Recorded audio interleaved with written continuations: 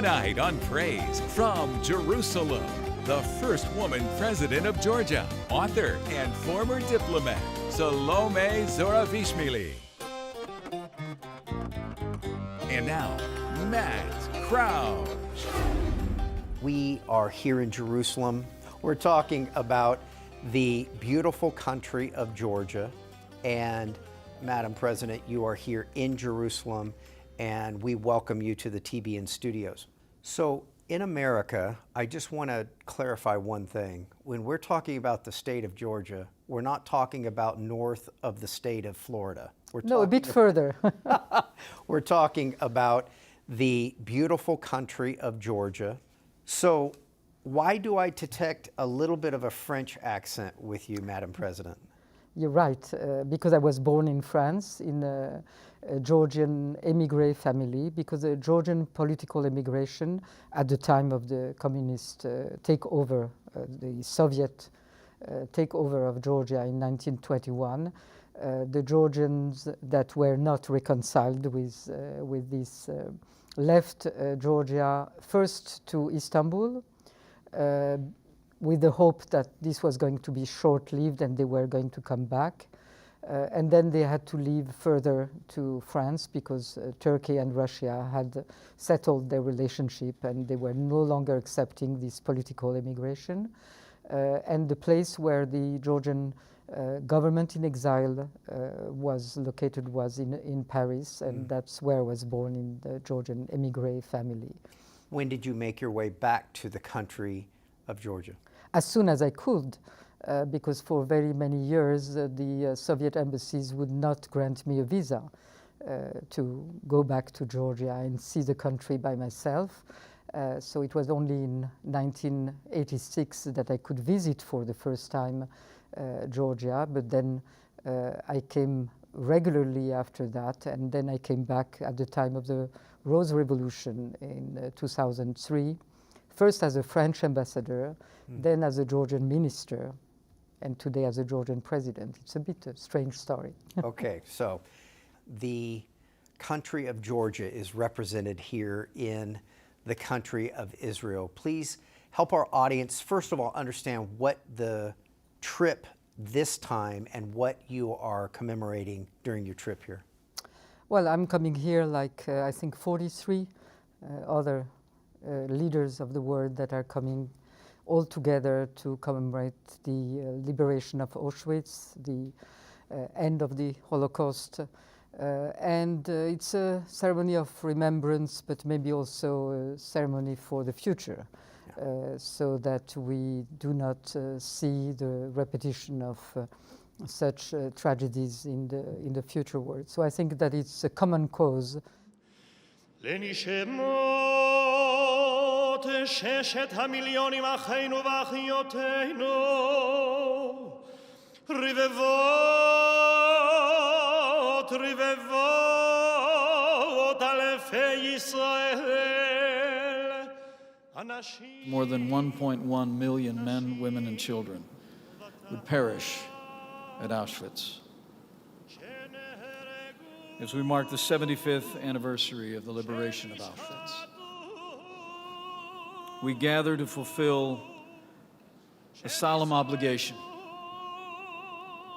an obligation of remembrance, to never allow the memory of those who died in the Holocaust to be forgotten.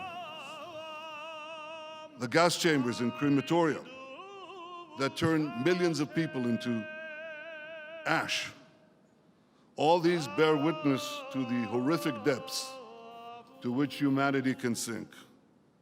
Auschwitz is more than the ultimate symbol of evil.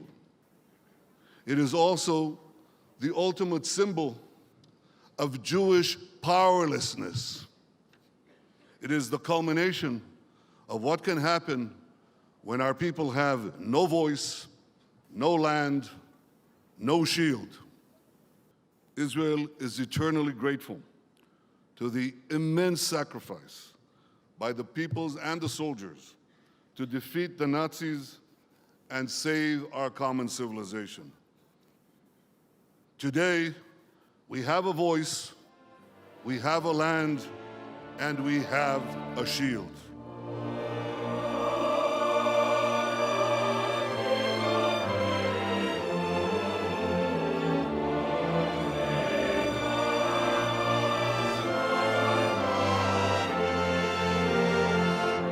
We must be prepared to confront and expose the vile tide of anti-Semitism that is fueling hate and violence all across the world, and we must stand together. Leaders of the world is in your arms, in your hands, in one way, one sentence, one signature. You can decide upon millions of people. So decide for love and friendship and peace forever. We have the responsibility and the power to ensure that what we remember here today can never happen again.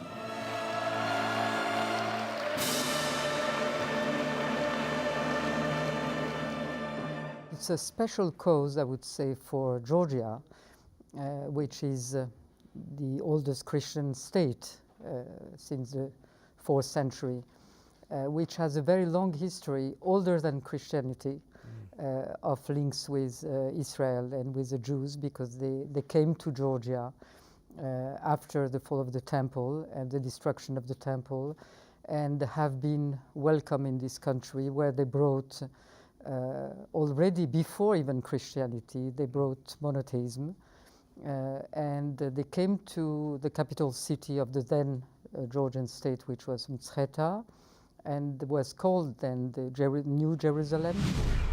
This is nicknamed the New Jerusalem, and our story as we're walking on this street really starts in the year 33, the Passover where Christ is crucified.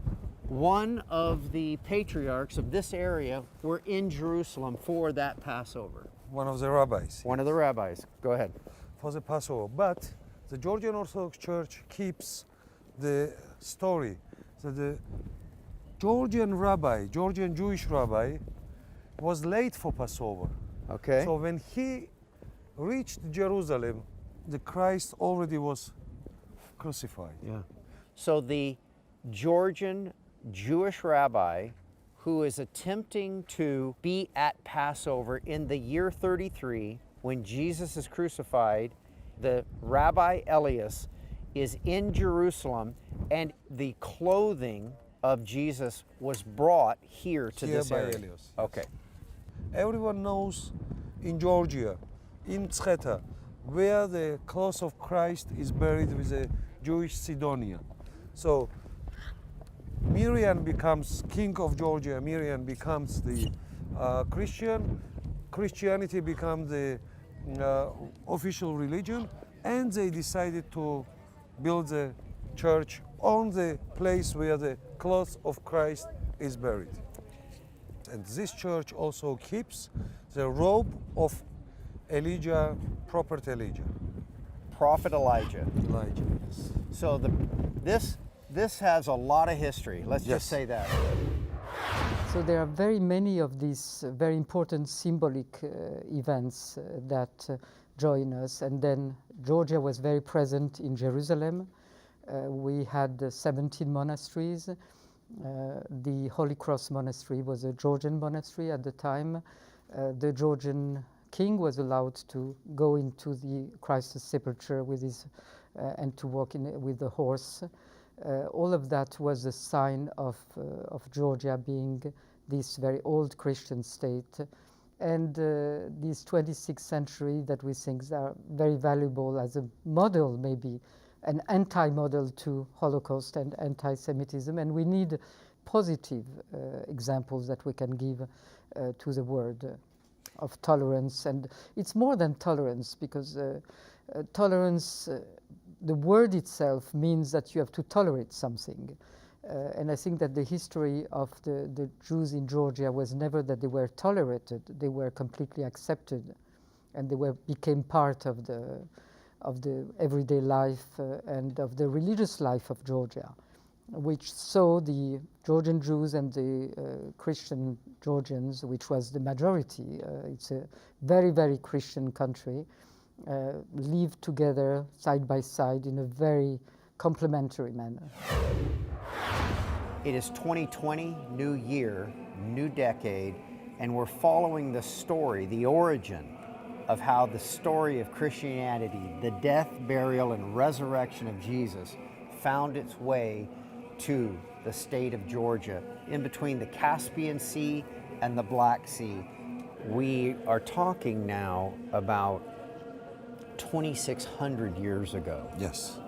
when Jewish people were fleeing the Babylonian destruction of Jerusalem. They brought with them the actual shroud of Elijah Yes. and Elisha. So the shroud of Elijah, Elisha, was brought here 2,600 years ago with the Jewish people that fled the destruction of Jerusalem, and it rests also inside of this compound. Yes. You represent now, as president, a country that formerly was a part of the Soviet Union, which was an atheistic, godless society. It was forced upon the Georgian people. What has happened since the fall of communism in Georgia to religious freedoms and faith in general? Well, one thing has to be said, first of all, is that Georgia remained deeply religious despite the communist regime. Hundreds of churches were closed. I always like a joke, but it's not a joke. I'm saying that there are more churches in Georgia dating back to 6th, 7th, 8th century than cheeses in France. So many of those were closed during the communist regime, but despite that, the faith remained. And there has been, since the end of the Soviet regime, a reflourishing of the Christianity in Georgia under our patriarch.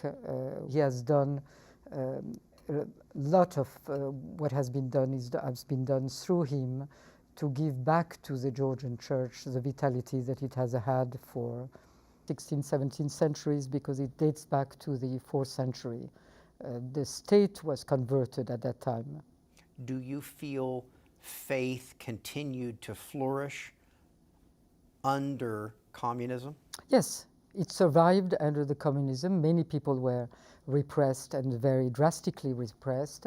The priests in the first place, and then at that time the patriarch, and of course the believers, because they were not allowed freely to go to the church. As I said, the churches were burned down or destructed, but people were continuing. But you had this thing that people from the Communist Party were witnessing and watching who was going to church and registering the names. So at one point in time, it was mostly the older people that were continuing to go to church, but most of the people were still baptized, for instance, in their own families, discreetly.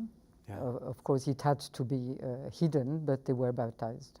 Today in Georgia, what is the faith and religious climate? Churches are crowded. It's something that is so deeply entrenched in the Georgian soul, but also in its culture, that you cannot really distinguish between Georgian culture and Christianity. One is intertwined with the other. I have a feeling that we are informing the viewership of TBN around the world with this deep connection to Christianity, this deep connection to the Jewish world dating back 2,600 years. And you have been a refuge for Jews, the country of Georgia, yes? That has been the case. A refuge, I mean, they were in their home. It's not a refuge for some time. They have been there, they stayed there. And the only time when the Jews left Georgia was at the end of the Soviet regime, after the Jackson-Vanik Amendment, when they took that possibility to go to Israel, to their other home. To their other home. Where would you have started your thoughts towards government and leadership and politics growing up as a young lady in France? From as long as I remember, not looking forward to be part of the government or even less so president, but to be thinking about what could be done for this country the day when it becomes independent again was probably the one idea that was common to all this emigration and their children. My father was one of the founders of the Georgian church in Paris, which at that time and for many years was the only church in the free world that existed, the Orthodox Church. So all of that was the environment in which I was raised with the idea that this very small country one day was going to be free again. And there it comes. So it's funny, the fine line between a life of service as a political person or as a person in the church. I believe they're very close, tied. You came back, and what was then your first election? What was your first attempt to go really into politics? Well, when I came as a foreign minister, at the time again of the Rose Revolution, I didn't see myself like a politician coming to a government. I saw myself as a public servant and more a technician with my old background of 30 years in the diplomatic service, thinking that I could be useful to reform the diplomatic service after in a country where the Soviet organization and institutional memory was still very heavy. And then gradually after that I left the government with some disagreements. I thought that it was not as free and as democratic that I thought. And I went right into politics because I decided that I didn't want to leave the country but continue to try. And I went through all the elections that first from the lower level, from the local elections to then parliamentary and finally presidential. So it's a long way, 15 years with some ups and downs to get what was not an aim in itself. The aim was to try to serve this country, and what still is very much one of my objectives. There are a few important objectives, but one of them is I think that I can be useful to help this country to move past and beyond whatever is left from the old Soviet mentality. So try to instill more initiative, more freedom, more not be fearing what might happen, which are things that maybe it's inadvertently. People don't even sometimes realize that some of the things are still there, which are leftovers, remnants of this very drastic regime. There is still somewhat of a stench of communism left that you need to sweep away completely. Yeah, I think that communism is over, especially in Georgia, because it was always something that was very foreign to the Georgian culture and to its Christianity and mentality.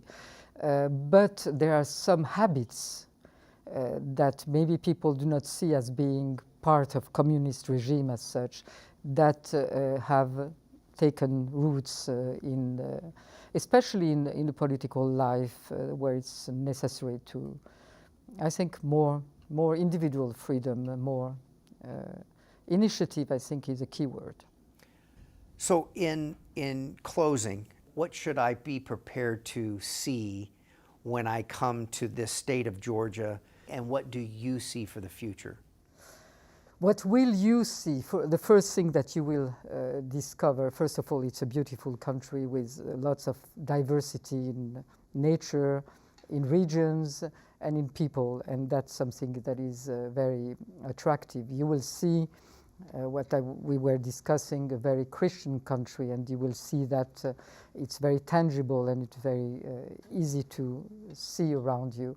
For the future, what I see, it's something that links us back to Israel also, is that we are two small countries that have existed in different manners in a difficult environment, and we have survived. So we are survivors, and you'll see that Georgians are survivors. And their way of surviving is using everything that God has given to them. You know this anecdote that Georgians like to tell, that God was distributing land to different populations and countries, and the Georgians during that time were occupied to be festive, and they came a bit late to this distribution event, and so God gave them a small land, but one that he had kept for himself, so where there is a little bit of everything that is in the rest of the world. And that's true. We have some desert, we have some very high mountains, sea, and a very diverse country. We would say in America, a little piece of heaven. It is. It is. Thank you. And so we are survivors, and that is something that we have in common with the country here. Just one last word, that the capital city, Tbilisi, has been burned down 26 times. Oh my God. And we survived, so we are going to survive for another 26 centuries together with our friends, Israel and the Georgian Jews in Georgia. Madam President, thank you very much. This is Thank you. terrific. Thank you. Thank you very much.